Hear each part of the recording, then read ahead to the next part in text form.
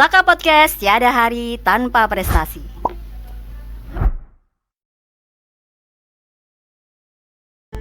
Assalamualaikum warahmatullahi wabarakatuh. Kembali lagi dengan saya Angela Prilita di Saka Podcast, tiada hari tanpa prestasi. Baik, untuk Saka Lover semuanya, pada Saka Podcast kali ini kita kedatangan tamu yang luar biasa, teman-teman.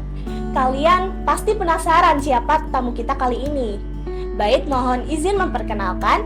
Tamu kita kali ini adalah Bu Lili Mualifah. Beliau adalah pengawas cabang dinas pendidikan wilayah Kediri.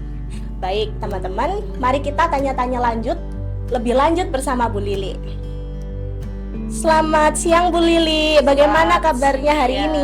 Selamat siang Mbak Angel. Alhamdulillah baik. Luar biasa.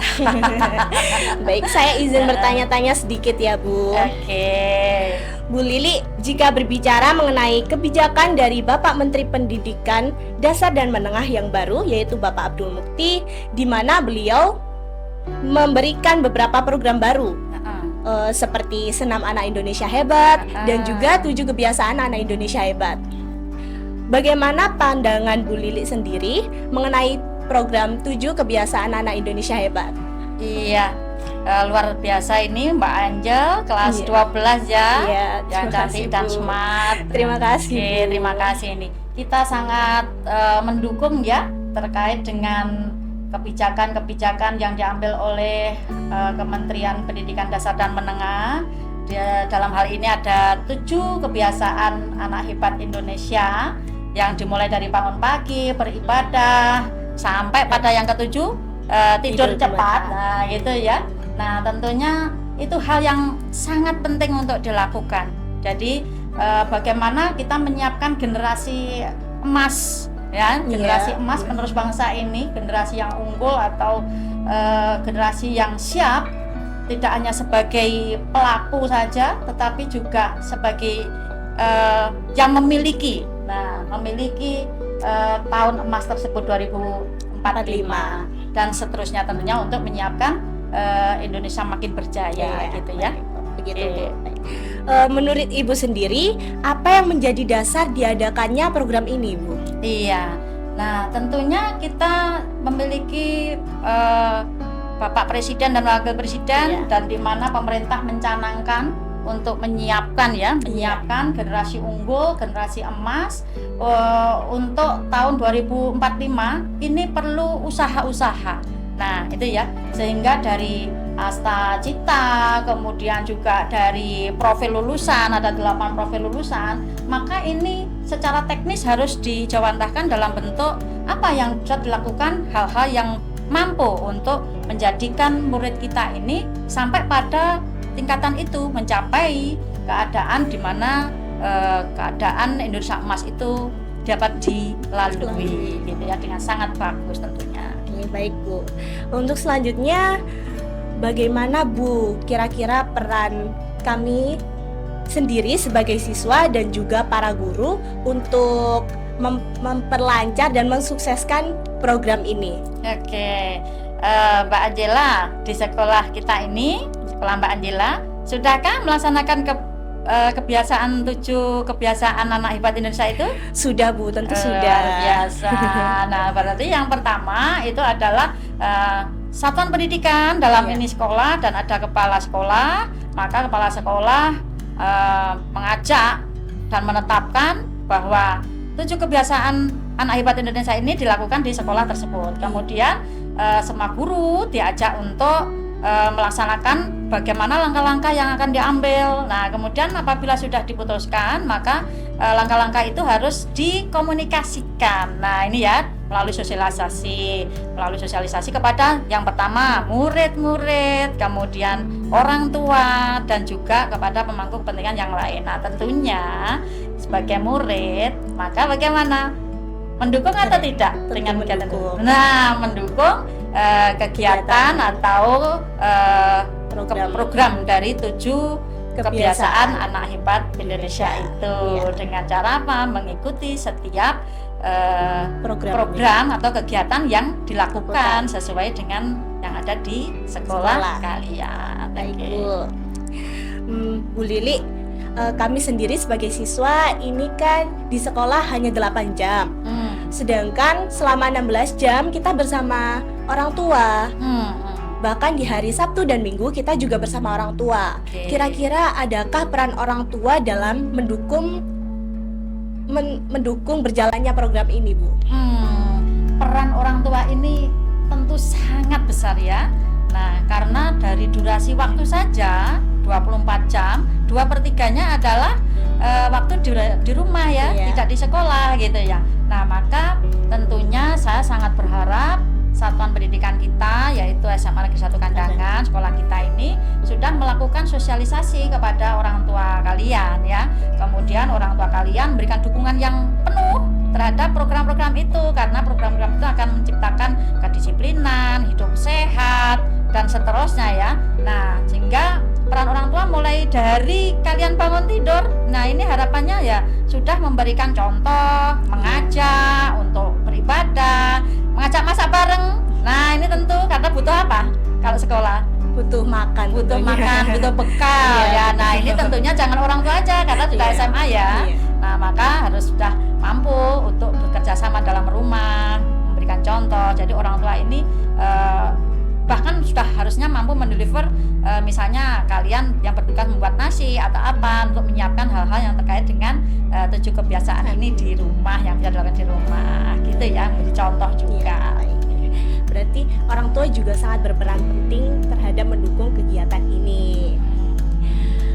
Bu Lili, selain kami sendiri sebagai siswa, guru kami serta orang tua kami, adakah hal lain yang juga ikut serta mendukung berlangsungnya program ini? Oke, pihak lain maksudnya. Iya, pihak lain. Oke, nah tentunya kegiatan ini memang anggap saja aktor utamanya gitu ya. Aktor utamanya itu adalah kalian sebagai murid, kemudian guru-guru kalian, kepala sekolah, semua stakeholder yang ada di sekolah, dan orang tua.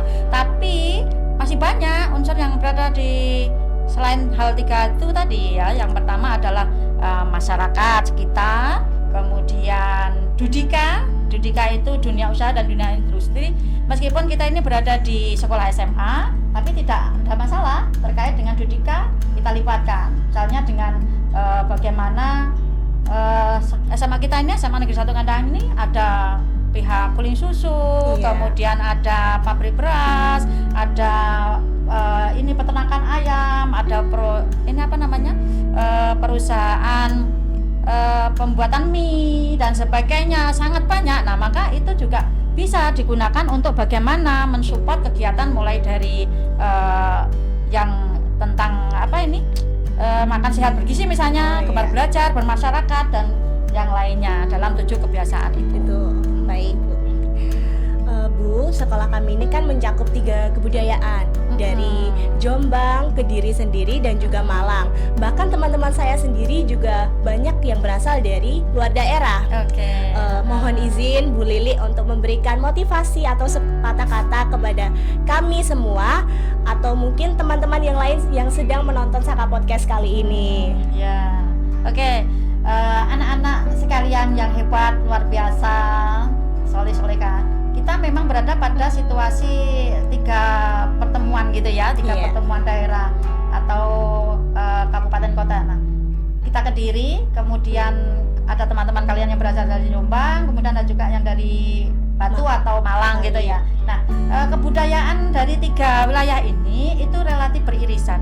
Nah, relatif beririsan itu bagaimana? Misalnya kota Jombang itu terkenal dengan kota religius misalnya ya. Kemudian Kediri ini juga karena di sini juga ada pondok dan sebagainya. Nah, ini juga Kediri itu juga religius. Kemudian untuk Malang, nah Batu misalnya ini sebagai kota wisata begitu ya.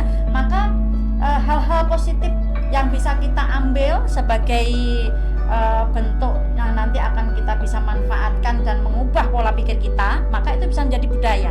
Nah, jadi misalnya tentang religiositas itu kita ambil bagaimana Jombang itu, kemudian bagaimana menciptakan wilayah yang jadi tujuan wisata misalnya. Terus di Malang, di Kandangan sendiri kita memiliki Kedowo misalnya. Nah, itu juga wilayah yang jadi tujuan wisata. Nah, Tentunya. itu bagaimana hal-hal positif yang bisa dikembangkan bakat minat kalian anak-anak dan tentunya didampingi oleh Bapak Ibu guru yang akhirnya bisa menjadi hal baik untuk dipelajari dan menjadi sebuah budaya. Gitu ya. Iya, terima kasih Bu. Sama-sama. Mohon izin lagi Bu untuk memberikan kesan dan pesan untuk kami, tentunya warga sekolah di sekolah kita tercinta yaitu SMA Negeri 1 Kandangan. Oke. Bapak Ibu guru serta Ibu kepala sekolah dan anak-anakku sekalian yang sangat hebat luar biasa SMA Negeri 1 Kandangan, saya berpesan, marilah kita berproses untuk jauh lebih baik dari setiap hari. Nah, orang yang beruntung adalah bila mana dari kemarin itu dibandingkan dengan hari ini dan hari ke depan, maka hari ini harus lebih baik daripada hari kemarin. Nah, dari situ apabila kita mengikuti 7 kebiasaan anak hebat Indonesia ini, mungkin saja kita saat ini terpaksa. Nah, gitu ya.